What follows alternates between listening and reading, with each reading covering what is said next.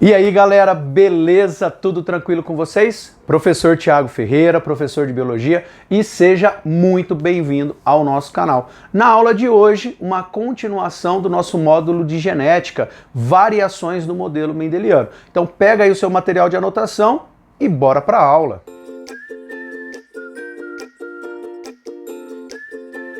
Bom galera, nessa aula nós vamos trabalhar as variações dentro do modelo mendeliano. Então quando a gente viu lá na aula de primeira lei de Mendel, nós vimos que as características que Mendel estudou, nos experimentos que ele realizou, todas elas tinham uma relação que a gente chama de dominância completa, onde eu tinha um alelo dominante, um alelo recessivo. Quando o alelo dominante estava em homozigose dominante, ou em heterozigose, ele meio que ofuscava o efeito do alelo recessivo.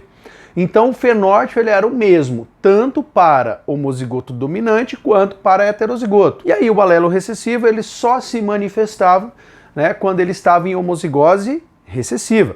E isso fazia com que gerasse uma proporção fenotípica de 3 para 1. 3 dominantes, 3 efeitos dominantes para 1 efeito recessivo.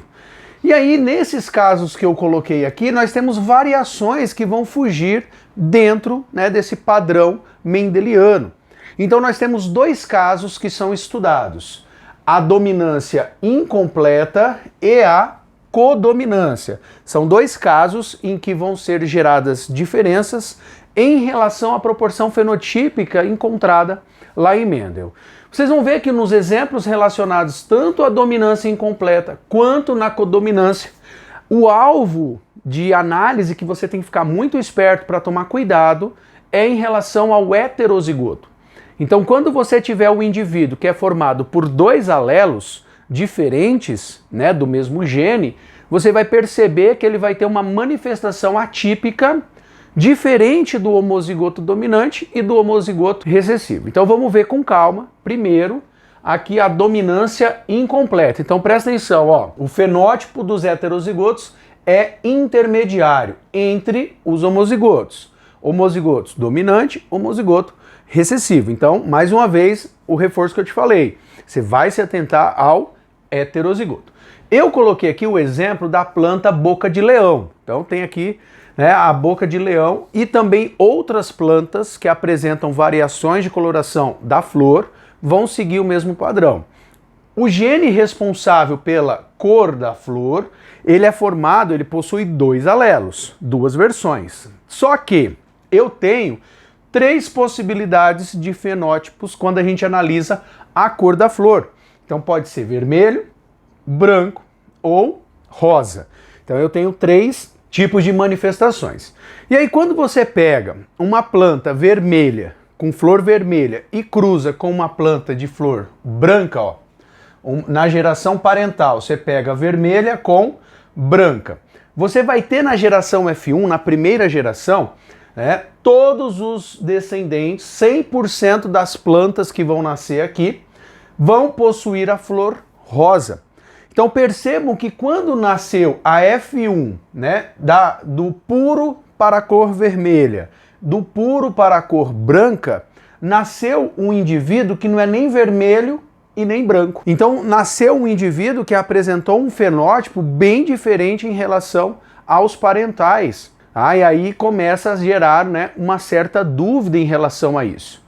Quando você pega e você faz a autopolinização, com plantas de flores rosas, você vai perceber que na F2, na geração filial 2, vão nascer indivíduos vermelhos, rosas e branco. Então, o vermelho e o branco vão estar na geração parental. Na geração F1 só vai nascer flor rosa. Já na geração F2 vão aparecer os 3 fenótipos, os 2 que eram lá da parental e o que apareceu na F1. Então, uma coisa que é clássica aqui, que é lei, que você tem que fazer quando você vai fazer um exercício de dominância incompleta, e aqui vai ser a mesma coisa, quando você for fazer a representação do alelo, você vai utilizar apenas letras maiúsculas.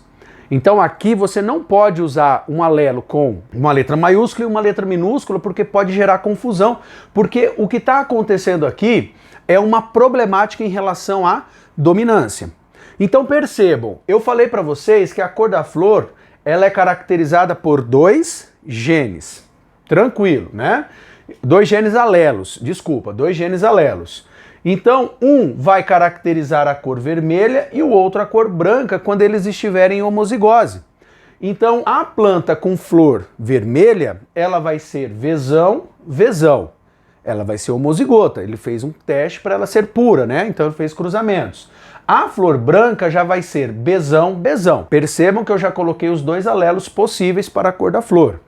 Então, a flor vermelha só vai mandar o vezão, e a flor branca só vai mandar o bezão. Então, na F1, eu tenho um indivíduo que é heterozigoto da flor rosa, com a coloração rosa. Fazendo a autopolinização entre os indivíduos, eu monto a tabelinha de Punnett com os gametas de cada um dos parentais envolvidos, e aí eu tenho as probabilidades. Ó, 1 vezão, vezão, 2 vezão, bezão e 1 bezão, bezão. Em outras palavras, eu tenho 1 vermelho, 2 rosas e 1 branco. Então, de qualquer forma, independente de eu estar falando que a proporção ela é fenotípica ou genotípica, eu tenho sempre a proporção 1 para 2 para 1, tá? 1 para 2 para 1. 1 vermelho, 2 rosas e 1 branco. 1 vezão, vezão, 2 vezão, bezão, 1 bezão, bezão. Beleza? Agora vamos analisar aqui o caso da codominância e aí eu vou pontuar para vocês um momento em que vocês não podem confundir entre dominância incompleta e codominância, tá? Então olha só, os 2 alelos diferentes de um gene se expressam no heterozigoto. Então eu vou ter o heterozigoto, esse heterozigoto ele tá lá, vezão, bezão, 2 alelos diferentes do mesmo gene.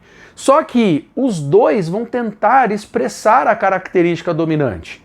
E aí eu vou ter como consequência um heterozigoto, né, um híbrido, onde os 2 vão ter a sua expressão visualizada ali. Um dos exemplos mais clássicos que cai em prova é a coloração do pelo, né, de gado da raça Shorthorn. Então ele tem 3 tipos de fenótipos, os gados dessa raça. Tem a da cor vermelha, avermelhada, nós temos o indivíduo da cor branca e nós temos um indivíduo que ele é malhado. O que é esse malhado? Ele apresenta tanto manchas brancas quanto manchas vermelhas. Então, e aí a gente segue o mesmo padrão aqui. Na geração parental, a gente pega um gado vermelho e cruza ele com um gado branco. Então faz de conta que nós pegamos uma vaquinha da cor vermelha e um touro da cor branca.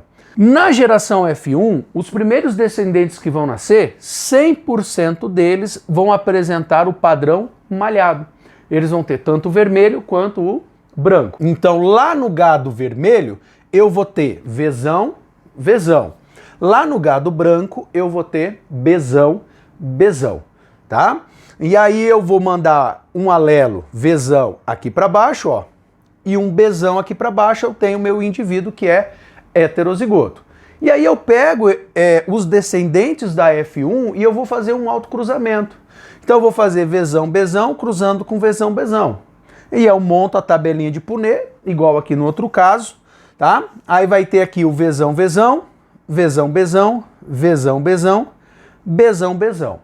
Então vamos analisar primeiro a proporção genotípica. 1 vezão, vezão, 2 vezão, bezão, tá aqui, e 1 bezão, bezão. Então a proporção genotípica aqui é a mesma proporção genotípica que daqui. Agora, na proporção fenotípica, que é o que eu estou vendo, eu tenho um gado da cor vermelha para 2 gados da cor malhada para um gado da cor branca. 1 para 2 para 1. Peraí, então eu tenho a mesma proporção também, tanto a proporção fenotípica quanto a genotípica? Sim. Então, em qualquer um dos 2 casos, tanto dominância incompleta quanto codominância, eu tenho uma manifestação atípica do indivíduo heterozigoto que vai fazer com que a minha proporção fenotípica seja igual à minha proporção genotípica. Tranquilo? 1:2:1. Quando você fazia dominância completa na primeira lei de Mendel, na fenotípica você tinha uma proporção 3:1 e na proporção genotípica você tinha uma proporção 1:2:1.